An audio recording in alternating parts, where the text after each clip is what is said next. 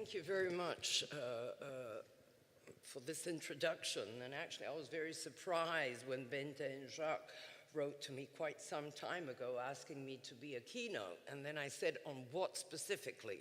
And they said, you can choose anything you want. So I said, great, this is exactly what I'll do. Now, I think that, as you'll see as we go along, and I have approximately an hour as far as half an hour, don't worry, I won't overstep this thing. But I'm not a member of the RISE group, but I am a member of numerous things. It's quite depressing, actually. Number one, the LAMI group already mentioned, and we had our debriefing meeting 10 days ago or something like that. I will be referring to some of the points that I think are important, because I'm not going to be talking about that report. That report has been around now since July the 3rd. I have also been a member of, everything's a high-level group at the Commission, so that's, the standard terminology. But I did do the midterm assessment of infrastructures in Horizon 2020. Fascinating stuff that we found there. And one thing that I would specifically like to mention, since this is ESRI in, big time, a group that came up with a report that I see has its, reports sometimes end up in people's drawers in institutions and people forget about them. But we were called the AEG group, and there was only 6 of us actually, that when the first big overhaul of all ESRI at the time, all ESRI projects was made, this was 2012, 2013. And now when I get ESRI projects to evaluate, the questions in the evaluation forms are tailored towards the things that this small group came up with. And I think that, if nothing else, that group made a big contribution to understanding the importance of things like governance, the key issues, because infrastructures are not simply ingenious, let's call it scientific ideas. I think they're, very complex entities. Okay, off we go. And this slide is not for the chair of ESRI. But ESRI is a European success story. Many of my friends here know well, I travel a great deal, not just in Europe, but outside of Europe. Lately, I've been very much focused on China, and I go there often. ESRI is something that everybody else, whether in the States, whether in China, anywhere, they envy us, Europe, for having ESRI. And there is no equivalent to it anywhere. But this is important. This is me not being nice to the people present here. It's a fact which generates something that possibly, the 2 points that I'm going to be making in my talk, I think that ESRI has more clout than it uses at European level. And that it has the power possibly to change some of the stuff that I think is important in this context. Now, as you well know, many issues have been brought up concerning RIs during the last few years, but we have been talking about sustainability, impact, and now we have the term innovation as a key notion that has, especially in the LAMI report, become very, very focal. And these, what you see on this slide, are the topics of the sessions after this one. And look at it, conceptualization of impact, extremely important. I think this is one of, the key things, but then measurement of this impact. The demand of SSH research, specific, but then again not specific. The 5 ERICs, as we call them, and one that I'm particularly interested in is how to increase the impact through interaction of domains. And as my dear friend Jacques knows, sitting in the first row, I don't just advocate multidisciplinarity, I do it as a scholar. I was a linguist, but people move on. Then I became a cognitive linguist, and now I do neuroscience, so it's a sort of progression. But this teaches you that multidisciplinarity is not an easy thing, and it takes doing. So, the two things that I will be addressing, and the reason I'm doing this is that I don't want to step on the toes of the other speakers, although these things will come up eventually, but I try to sort of, get 2 points that I thought were exceptionally important and that not to intrude, if possible, on the talks that we will be hearing. But I think these two are really important. Now, excellence is a key word. It's in the beginning of the program for this conference. And on the 11th of January of this year, a communication from the Commission and the European Parliament and the Council and the European Economic and Social Committee and the Committee of the Regions came out. As a member of the LAMI group, I had the draft version much earlier. You've got the, I think you should read it. It's interesting in many ways. But how is excellence defined in the comments that came back actually to the LAMI group? This is a quote, by the way. Excellence as the core underlying principle ensures quality. Great. Having excellence as the main criteria for allocation of funding has helped the first scientific publications of Horizon 2020 to be cited already at twice the world average rate. What are they talking about? Scientific publications. And when you look at, the LAMI group was flooded, just like I'm sure that you are, with so much information on the publications that come out, et cetera, H indexes, and I won't go into the whole thing, you're all familiar.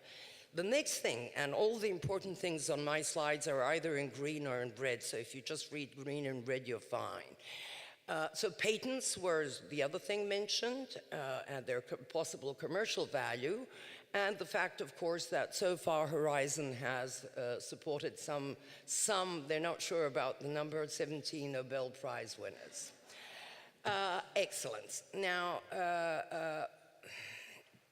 this is a quotation, and the thing that bothered me, and since I had the opportunity to read this before it was officially announced on January the 11th, the members of the LAMI group were allowed to add further comments. And this is not to say that some of the things that we said post festum, so to say, were not mentioned at our meetings. And if I may say, very intense work for something like 7 or 8 months or whatever. This is what I wrote as an addition, and it's also on the fact sheet of this communication. This is the original. This is mine. They shortened it a bit. The Commission always shortens things. But the quote, scientific publications. These results are to be commended. One cannot say that they're not. However, as far as publications are concerned, the question arises whether they should be seen as the major criteria for determining excellence. Is this the only criteria we have? This was my question all the time. Namely, under the 3O agenda that everybody very well knows what I'm talking about, we have open science, etc. The establishment of databases in the widest sense of the word, work invested in research infrastructures, and I specifically mentioned ESRI, should also be a part of the criteria in evaluating excellence, so not just publications. And this idea I've had for a long time, namely a more holistic evaluation should evolve over time. And I have a great supporter in this idea, somebody that everybody knows, and this is Sir Philip Candle, the editor-in-chief of Nature.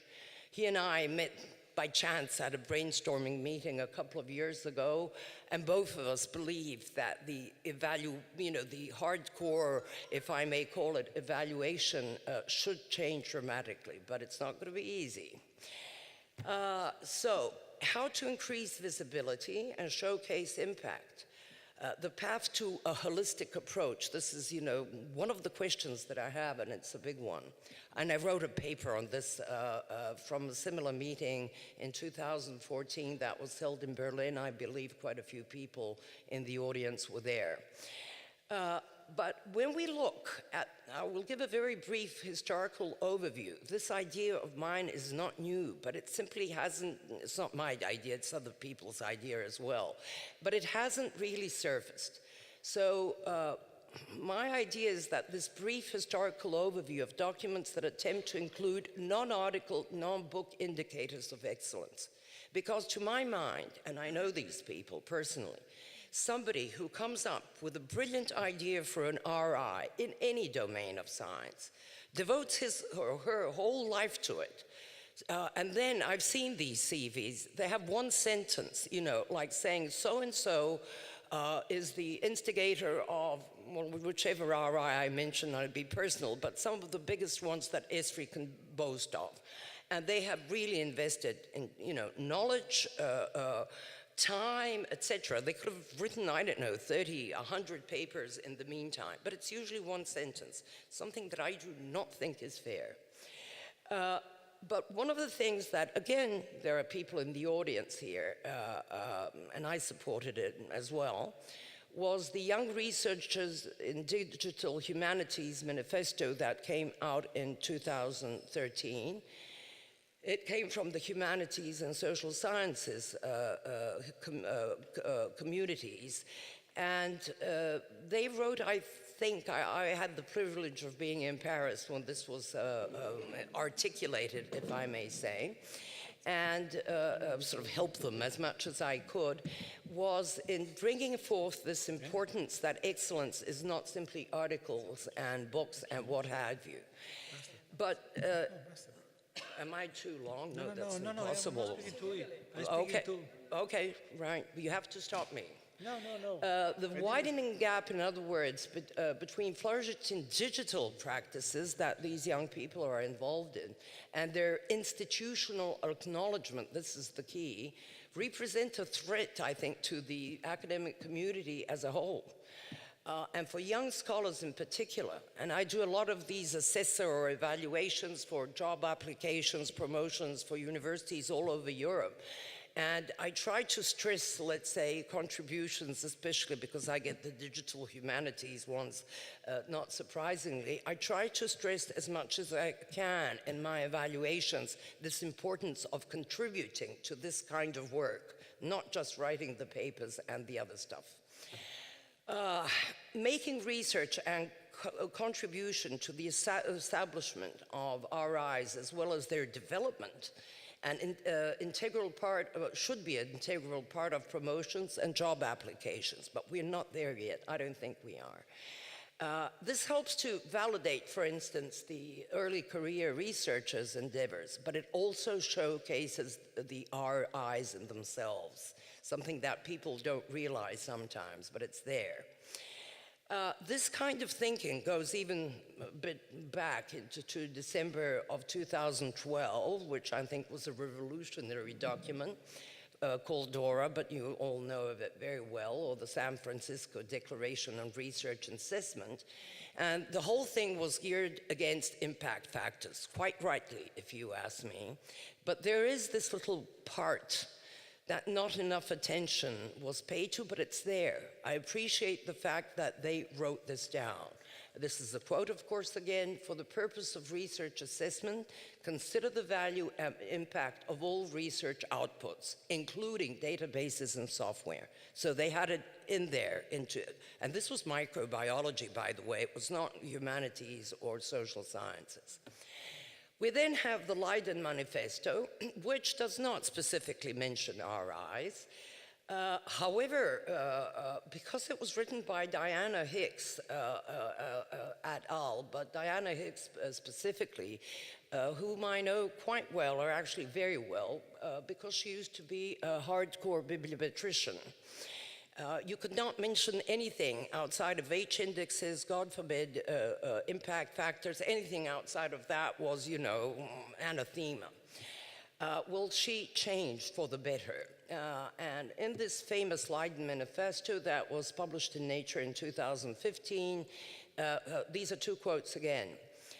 what they say is, because it's not only her, that she does not, they don't specifically mention RIs, which is not good, but they do state that the abuse of research metrics has become too widespread to ignore. So if a person like Diana Hicks says something like that, this carries weight to my mind. And they also stress in this manifesto, which is important for the SSH, regional outputs. Before her approach, and most of the bibliometricians of previous times, was a very English-biased kind of metrics. And if you do humanities, like the two linguists here, it's very difficult to ignore Italian. And what do you do? Italian literature just in English? I mean, this is ridiculous, but okay. Well, Spanish, I'm trying to stick to the environment. But this is it. I think that, and this is why I mentioned Esri's power, if I may say, and the clout. I think that focused endeavors are still very much necessary, and they can come from Esri without a doubt, in order to achieve rightful recognition for research infrastructures. That is, the efforts and contributions necessary in establishing them, as well as developing them, sustaining them, etc. This is necessary in order to attain a holistic approach to research evaluation, excellence, and hence impact. And I would like to draw, I don't have the time, but this is, you can read it as subtext in the Larim two recommendations referring to universities and educations. In order to get to the holistic approach, we expect or we hope that, and we are in Bologna, for God's sakes, I think the first university was established here. So, but you know, institutions have to react. This is it. Things in this assessment process, because excellence, we have to define excellence as part of the impact story, and we have to widen the concept, I would say, very shortly. The next one, multidisciplinarity. Now, this is from wait a minute, a representation I gave in Dublin, a keynote, actually. This was the, what was it? It was the RDA, Research Data Alliance. So it was March 2014, 4 years ago, to show you how visionary I am. And I had, these are, you can tell that it's the original slides because there are different templates. I insisted that there was still a lack of awareness of the existence and importance of the RIs in the humanities.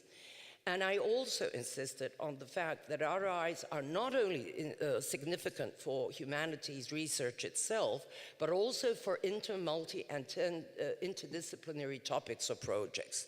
You know, 4 years ago, saying things like today it's normal, but 4 years ago it sounded a bit weird to say the, yeah, well, they didn't see it as pioneering. They thought I was crazy or something, but okay. Sorry. And here we come to a new moment that, again, from this talk, humanities in the context of interdisciplinarity, I stated that it was understanding innovation, and I didn't yet quite grasp what I was saying myself.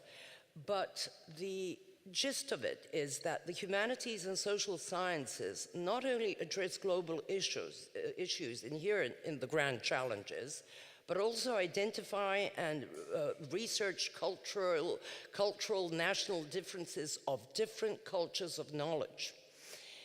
All grand challenges are by their nature societal and often global, but inherently anchored in specific cultural domains.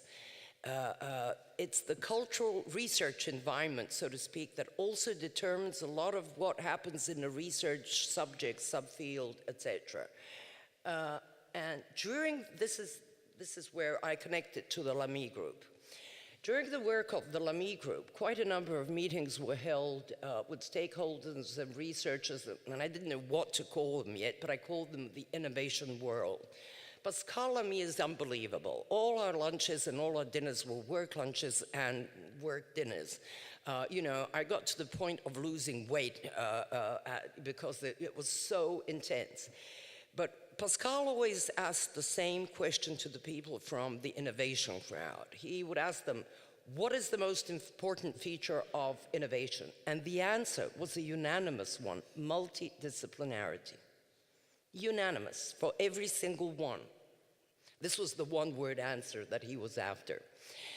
And of course, what has been happening, and I'll go through two random examples very quickly because they're from ESFRI, and you know them well, but I will come to the point about another practical point apart from the excellence, you know, how to sort of, you know, reconceptualize excellence, is that within the last decade or so, multidisciplinarity, our eyes have started to emerge within the ESFRI context. And these are random examples taken from old slides, so don't think that there's any reason for them. There are other examples as well. Now, Danubius, everybody knows very well, the International Center for Advanced Studies on River-Sea Systems. And here, the things to just look at the green stuff. It is a pan-European, so Danubius is a pan-European distributed research infrastructure dedicated, this is a quote from their web pages, interdisciplinary studies of large river-sea systems, etc. It covers 11 partners in Europe, but it also has support from, I would call it, you could call it international support. And on the next slide, you can see that there is great interest from North America, Asia, and Africa for this research infrastructure. So what are we getting here? We're getting a multidisciplinary kind of infrastructure that covers environment, social and economic sciences, probably other things as well that they don't mention that I would recognize. They're definitely a platform for interdisciplinary, or more precisely multidisciplinary research, education, and training. And they are, as far as the 3 O's are concerned, going global. There's no other word for it. And they hope, and I certainly hope, that by 2022 they will achieve ERIC status, which is not easy to achieve, as you know. I didn't realize how difficult it was until I got involved. The other one, very quickly, another one that everybody knows very well, ERICS, the European Research Structure for Heritage Science. Its mission is to be a key component in the European identity, of European identity, and it focuses on the study and preservation of cultural and natural heritage as a global challenge for science and the European society at large. Now, these sounds like big words, but this is what I think is the backbone to understanding what ERICS is about. It is by its nature, if you like, cross-disciplinary, groups of researchers from various domains contributing to, let's say, building up the whole thing, because as far as I know, it's an emerging infrastructure still on the last roadmap. I don't know where it's going to come up this year. And it definitely connects researchers in the humanities and natural sciences, and fosters transdisciplinarity, a transdisciplinarity culture of exchange and cooperation. And this was said in the introductory words, both by the chair of ESFRI and the other speakers. This is where I think we are going towards.